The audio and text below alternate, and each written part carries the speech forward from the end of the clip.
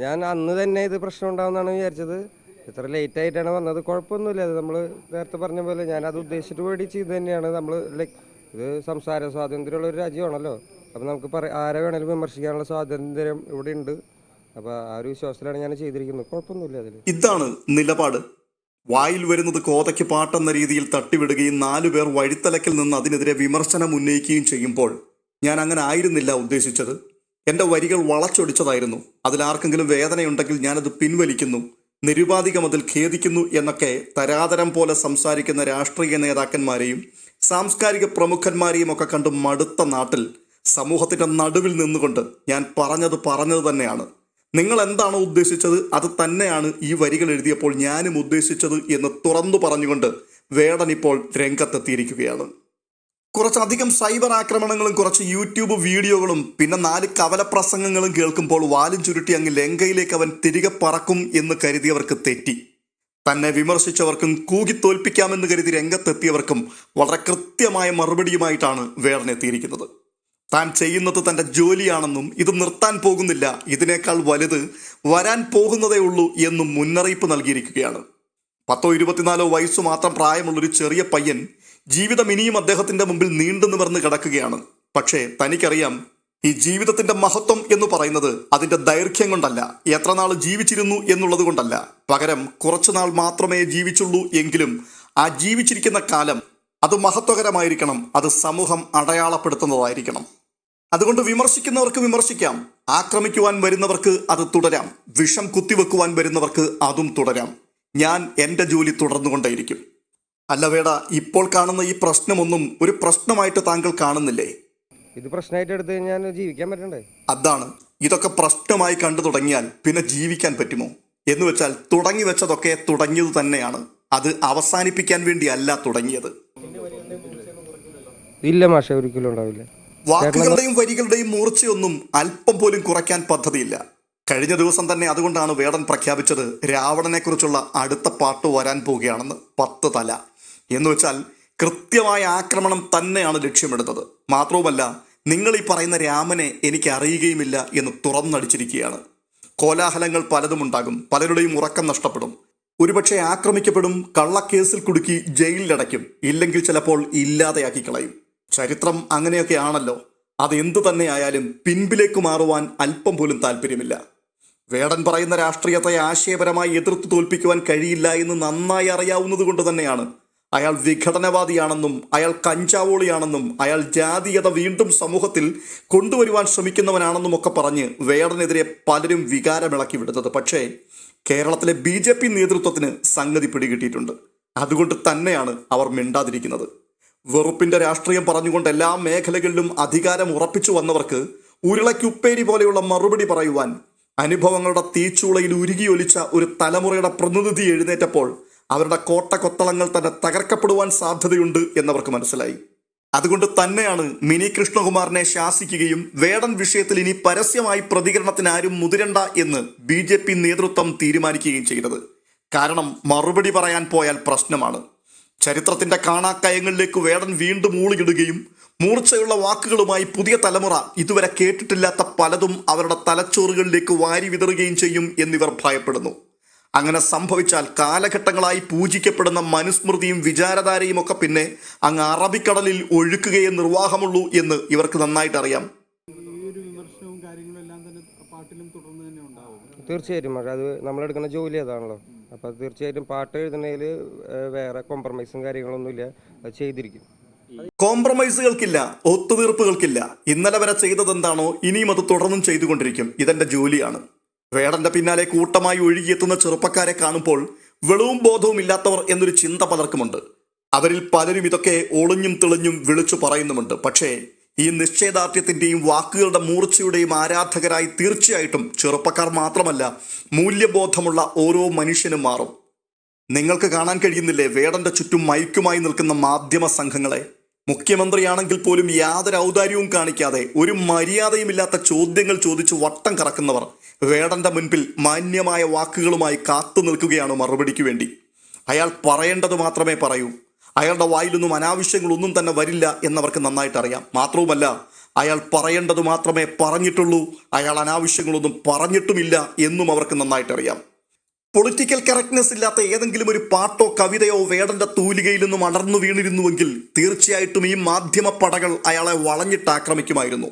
മാധ്യമങ്ങളുടെ മുൻപിൽ നിന്നുകൊണ്ട് വേടൻ സംസാരിക്കുന്ന വാക്കുകൾ അത് നിങ്ങളൊന്ന് ശ്രദ്ധിച്ചു നോക്കിക്കേ. എത്ര പക്വതയോടെ, എത്ര ധൈര്യത്തോടെയാണ് അയാൾ സംസാരിക്കുന്നത്. താൻ പറയുന്ന വാക്കുകൾ കേൾക്കുന്നൊരു സമൂഹമുണ്ട് എന്നുള്ള ആദരവോടെ, മര്യാദയോടെ അയാൾ സംസാരിക്കുന്നു. ഇതേ സമയത്ത് തന്നെ നിങ്ങൾ ഏതെങ്കിലും ഒരു സംഘപരിവാറുകാരന്റെ മുൻപിൽ വേടനെക്കുറിച്ചും അയാൾ പറഞ്ഞ രാഷ്ട്രീയത്തെക്കുറിച്ചും 2 വാക്ക് പറയുവാൻ മൈക്കുമായിട്ടൊന്ന് ചെന്നു നോക്ക്. അപ്പോൾ ആ തമ്പുരാക്കന്മാരും തമ്പുരാട്ടിമാരും തിരുവായും മൊഴിഞ്ഞ് അരുളി ചെയ്യുന്നത് നമുക്ക് കേൾക്കുവാൻ കഴിയും. അസഹിഷ്ണുതയാണ് അതിൽ നിഴലിച്ചു നിൽക്കുന്നത്. അഹങ്കാരവും ഒപ്പം അപമാന ഭയവുമാണ് അവരുടെ വാക്കുകളുടെ മുഖമുദ്ര. അതിലുപരി ഭയമാണ്. സംഘപരിവാർ നേതാക്കൾക്കും അണികൾക്കും സകലത്തെയും ഭയമാണ് എന്ന് നമ്മൾ ഇടയ്ക്കിടയ്ക്ക് പറയാറുണ്ട്. അവർക്ക് ചരിത്രം ഭയമാണ്, പുസ്തകങ്ങളെ ഭയമാണ്, സിനിമകളെ ഭയമാണ്, കവിതകളെ ഭയമാണ്, കലയെ ഭയമാണ്. അങ്ങനെ സമൂഹത്തിന്റെ നാനാതുറകളിൽ കാണുന്ന എല്ലാറ്റിനെയും അവർക്ക് ഭയമാണ്. അത് സത്യമാണെന്ന് ശശികലയെയും NR മധുവിനെയും പോലെയുള്ള ആൾക്കാർ ഇപ്പോൾ തുറന്നു പറയുവാൻ തുടങ്ങിയിരിക്കുന്നു. അതെ, ഞങ്ങൾക്ക് ഭയമുണ്ട്. മടിയിൽ കനമുള്ളവന് മാത്രമേ വഴിയിൽ ഭയമുണ്ടാവുകയുള്ളൂ എന്ന ആ പഴഞ്ചൊല്ലുണ്ടല്ലോ, ഈ കാലഘട്ടത്തിൽ എത്രയോ തവണ അത് ആവർത്തിക്കുന്നത് നമ്മൾ കേട്ടിട്ടുണ്ട്. വേടന്റെ വരികൾ കേട്ടപ്പോൾ നമ്മുടെ നാട്ടിൽ പല രാഷ്ട്രീയ പാർട്ടികളുണ്ട്. അവർക്കാർക്കും ഇമാതിരി ഭയമില്ല. നിങ്ങൾക്ക് മാത്രമേ ഉള്ളൂ ഇങ്ങനൊരു ഭയമെങ്കിൽ അതിന്റെ പിൻപിൽ വ്യക്തമായ കാരണങ്ങളില്ലേ? അതൊക്കെ എന്തു തന്നെയായാലും കുറഞ്ഞ പക്ഷം മധുവും ശശികലയും ഒക്കെ പൊതുസമൂഹത്തോട് എങ്ങനെയാണ് സംസാരിക്കേണ്ടതെന്ന് വേടന്റെ ഈ വാക്കുകൾ കേട്ടെങ്കിലും പഠിക്കേണ്ടതാണ്. എത്ര പക്വതയോടെയാണ് മാധ്യമങ്ങളോട് അയാൾ പ്രതികരിക്കുന്നത്. വീട്ടിൽ സംസാരിക്കുന്ന വാക്കുകളും ശൈലികളും ഒക്കെ അതേ രീതിയിൽ പൊതുസമൂഹത്തെ അഭിസംബോധന ചെയ്യുവാൻ ഉപയോഗിക്കുമ്പോൾ അതിൽ കൂടി നിങ്ങളുടെ യഥാർത്ഥ വ്യക്തിത്വം എന്താണ് എന്നുള്ളത് പൊതുസമൂഹം തിരിച്ചറിയുകയാണ്. ഒടുവിലായി വേടൻ പറഞ്ഞു നിർത്തിയതാണിത്. ജനങ്ങൾ എന്നിൽ അർപ്പിച്ചൊരു വിശ്വാസമുണ്ട്, അവരെന്നെ ഏൽപ്പിച്ചൊരു ഉത്തരവാദിത്തമുണ്ട്, അതെനിക്ക് കാത്തു സൂക്ഷിക്കണം എന്ന് വെച്ചാൽ പെട്ടെന്നുള്ളൊരു വികാരത്തള്ളിച്ചയിൽ എന്തൊക്കെയോ പറഞ്ഞു വെച്ച് അത് കേട്ടുകൊണ്ട് എൻ്റെ പിന്നാലെ ഒരു തലമുറ ഇറങ്ങിത്തിരിച്ചു. ഒടുവിൽ എൻ്റെ നിലനിൽപ്പ് അപകടത്തിലാകും എന്ന് കാണുമ്പോൾ എൻ്റെ പിന്നാലെ വന്നവരെയും എനിക്ക് വേണ്ടി സംസാരിക്കുന്നവരെയും സമൂഹത്തിൻ്റെ മുൻപിലേക്ക് എറിഞ്ഞു കൊടുത്തിട്ട് നിലപാട് മാറ്റി മാളത്തിൽ ഒളിക്കാൻ എന്നെ കിട്ടില്ല. ഞാൻ പറഞ്ഞത് തന്നെയാണ്. അപ്പോൾ വേട, ഒരു സംശയമുണ്ട്. താങ്കൾക്ക് നേരെ ഇപ്പോൾ ആഞ്ഞടിച്ചു കൊണ്ടിരിക്കുന്ന ഈ ആക്രമണങ്ങളും വിമർശനങ്ങളും അതൊക്കെ എന്തിന്റെ സൂചനയാണ്? അതിനെ താങ്കൾ എങ്ങനെയാണ് നോക്കിക്കാണുന്നത്? കുറച്ച് കാലത്തേക്ക് ഉണ്ടാവുള്ള മാഷ, അവർക്കും മടുക്കുമ്പോൾ അവർ പൊക്കോളും. നമ്മൾ എന്തായാലും ഈ ജോലി നിർത്താൻ പോകുന്നില്ല, അപ്പൊ അവർ മടുക്കുമ്പോൾ അവർ പൊക്കോളും, കുഴപ്പമില്ല. അതാണ്, മടുക്കുമ്പോൾ നിർത്തിപ്പോയിക്കൊള്ളും. ഇത് കണ്ടൊന്നും ഞാൻ എൻ്റെ പണി നിർത്തില്ല, ഞാൻ എൻ്റെ ജോലി തുടർന്നുകൊണ്ടേയിരിക്കും.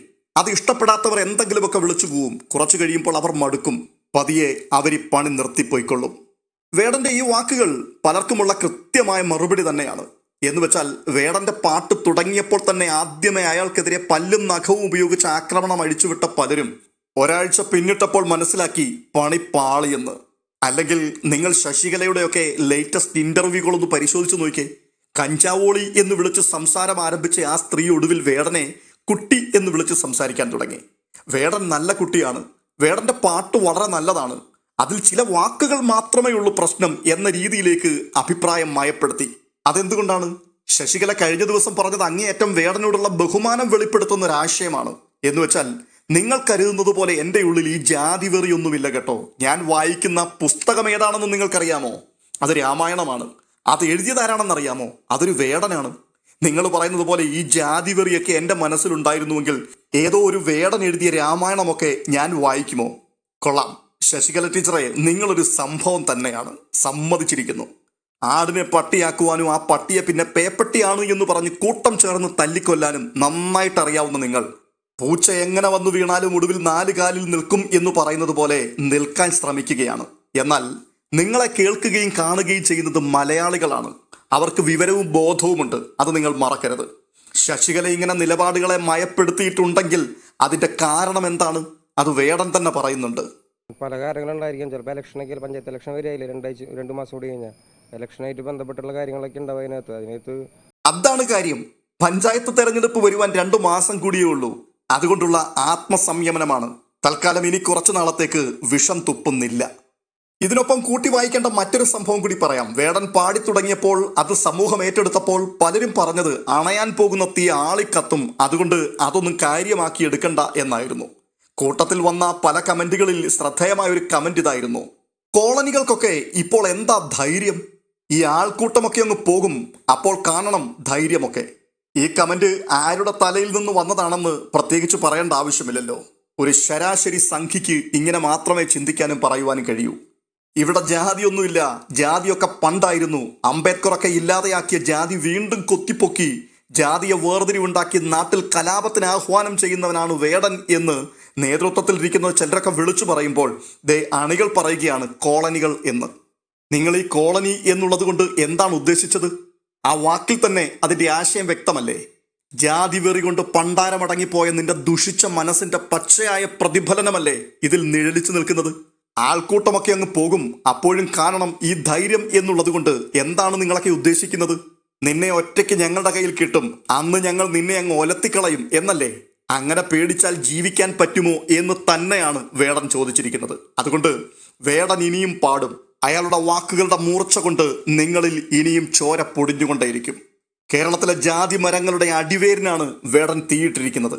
ആ തീയുടെ ചൂടടിച്ചപ്പോൾ മാളത്തിൽ ഒളിച്ചിരുന്ന ഉഗ്രവിഷമുള്ള പല ക്ഷുദ്രജീവികളും പുറത്തിറങ്ങി ഭണമുയർത്തി ആടുവാൻ തുടങ്ങി. പക്ഷേ ചാതുർവർണ്ണ്യത്തിന്റെ മതിൽക്കെട്ടുകൾ ഉയർത്തിക്കെട്ടിയിട്ടും ഒരൊറ്റ തമ്പുരാക്കന്മാരുടെയും മുമ്പിൽ അഭിമാനം അടിയറവ് വെക്കുവാൻ തയ്യാറായിട്ടില്ലാത്ത കീഴാളന്റെ ഊർജം ഈ വെറുപ്പിന്റെ രാഷ്ട്രീയത്തെ അടിയറവ് പറയിപ്പിക്കുക തന്നെ ചെയ്യും. അതുകൊണ്ട് സകല സംഘിക്കോമരങ്ങളും ഉറഞ്ഞു തുള്ളി ആഞ്ഞടിച്ചാലും വേടൻ എന്ന വടവൃക്ഷത്തിന്റെ ഒരു ഇല പോലും പൊഴിക്കുവാൻ നിങ്ങൾക്കാവില്ല.